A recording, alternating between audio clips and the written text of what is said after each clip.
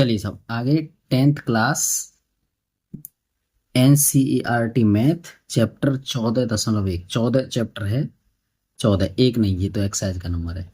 ठीक है ना। यहाँ प्रायिकता, प्रोबेबिलिटी और यहाँ सूत्रों का परिचय, इसके कुछ घटनाओं के बारे में हम बताते हैं। तो सबसे पहली इसकी डेफिनेशन सबसे पहली आती है प्रायिकता। प्रायिकता है क्या चीज साहब? प्रायिकता क्या है? प्रोबेबिलिटी किसे कहते हैं ये देखेंगे हम सबसे पहले। चलिए साहब, प्रायिकता है किसी परीक्षण, आराम से लिखते हैं, किसी परीक्षण को करने पर किसी घटना के घटित होने की संभावना, घटित होने की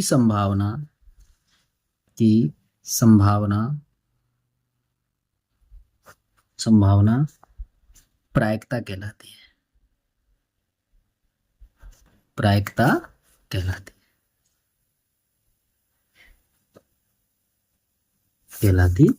है।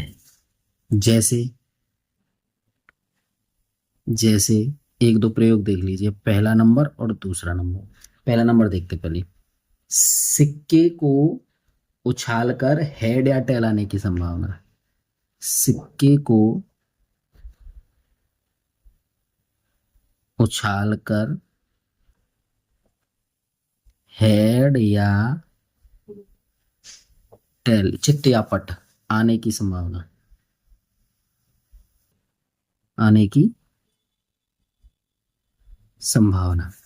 भी बात समझ पाए ना। यानी एक सिक्के को उछालेंगे तो हेड या टेल आएगा, तो इसका मतलब प्रायिकता हो गई। यानी घटना घटित हो रही है या नहीं घटित हो रही है, ये प्रायिकता हो, है ना। चित्त और पट आने की संभावना। दूसरा है आपका त्रिज्या ज्ञात होने पर, वृत्त की त्रिज्या ज्ञात होने पर, कोई वृत्त है उसकी त्रिज्या ज्ञात होने पर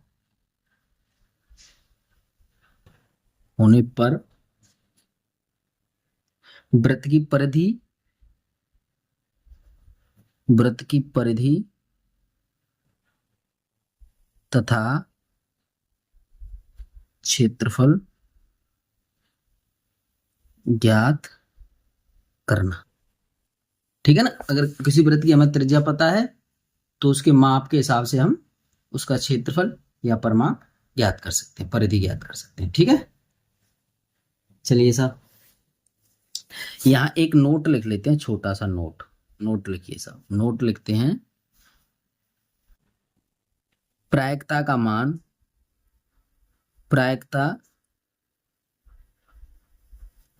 0 और 1 के बीच होता है। 0 और 1 के बीच में होता है प्रायिकता का मान। ठीक है ना। तो यहां पे देखिए एक सूत्र भी बन जाता है इसका, यानी PE plus PE dash equal to 1। यानी घटना ई की प्रायिकता प्लस घटना ई की प्रायिकता नहीं इक्वल टू 1। मतलब दोनों ई हैं, घटना है, इवेंट घटना है, दोनों घटनाएं हैं। तो प्रोबेबिलिटी ऑफ ई यानी घटना हो सकती है यहाँ पे या फिर नहीं हो सकती, इन दोनों का मान 1 हो गया जोड़ करके। ठीक है ना। अब यहाँ से हम पीई की वैल्यू अगर निकालना है, यानी प्रायिकता निकालने की कोशिश करें, घटना कोई भी घटना हुई उसकी प्रायिकता अगर निकालने की कोशिश करें, तो हम क्या करेंगे कि घटित घटना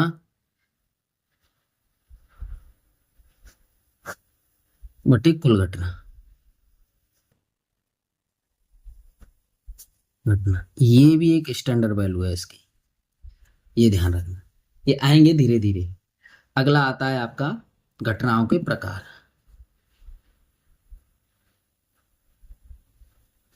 घटनाओं के प्रकार।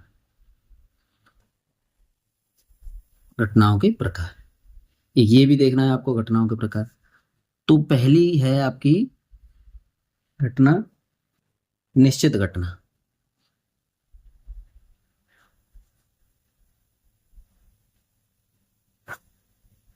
नाम से ही पता चल रहा है आपको, निश्चित घटना।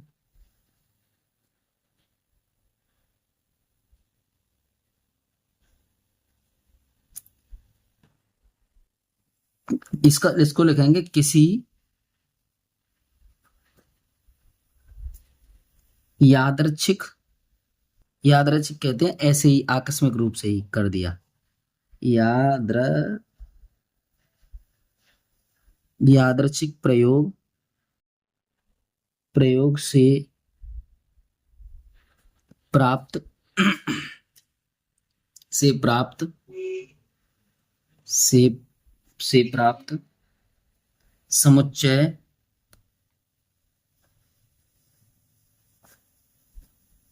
समुच्चय निश्चित घटना कहलाती।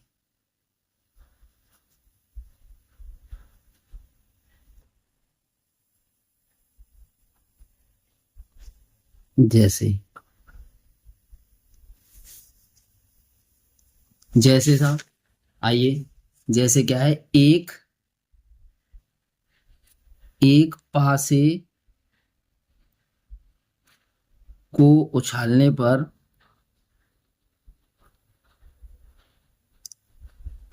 ऊपरी,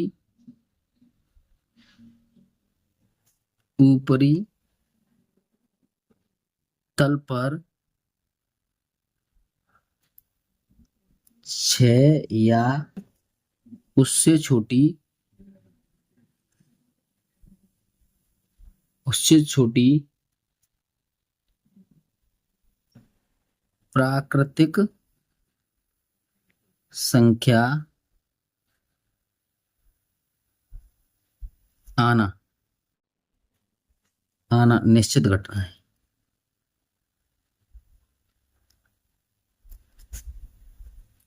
जैसे एक पासा है, पासा जो होता है तो उसमें 1 से लेकर के 6 तक के अंक बने हुए होते हैं, 6 डॉट बने हुए होते हैं, बिंदु।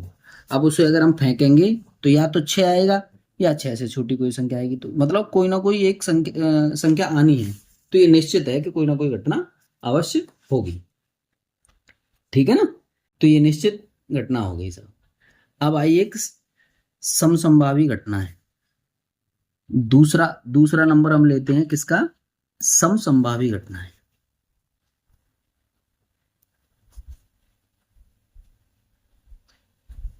समसंभावी को हम कहेंगे संप्रायिक घटना है, संप्रायिक घटना है। आ गया ना समझ, संप्रायिक घटना है।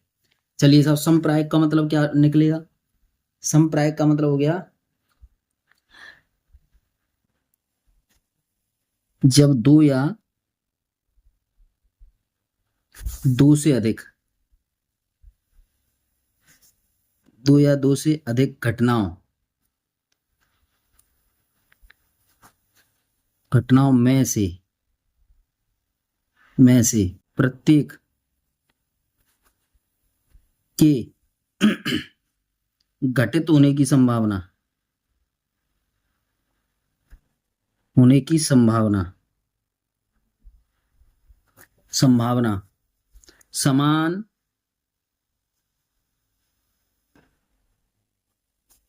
हो, तो ऐसी घटनाएं, तो ऐसी घटनाएं समसंभावी घटनाएं कहलाती हैं।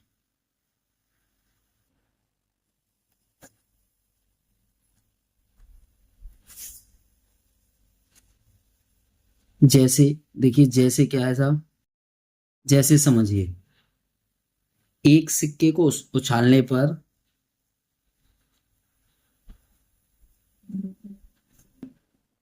को उछालने पर,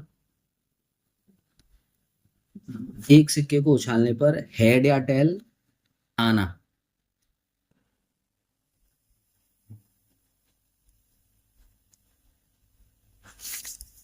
हेड या टेल आना, आना समसंभावी।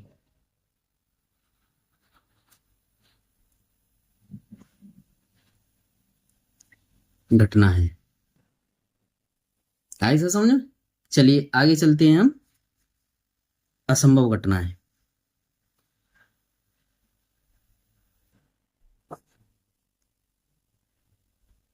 असंभव घटना है। असंभव घटनाओं में देखिए साहब,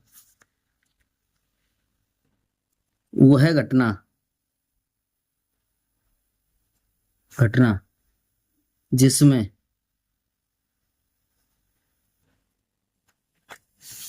दी गई समष्टि, दी गई समष्टि, समष्टि का कोई भी अवयव, अवयव नहीं होता है, नहीं होता है, असंभव घटना कहलाती है।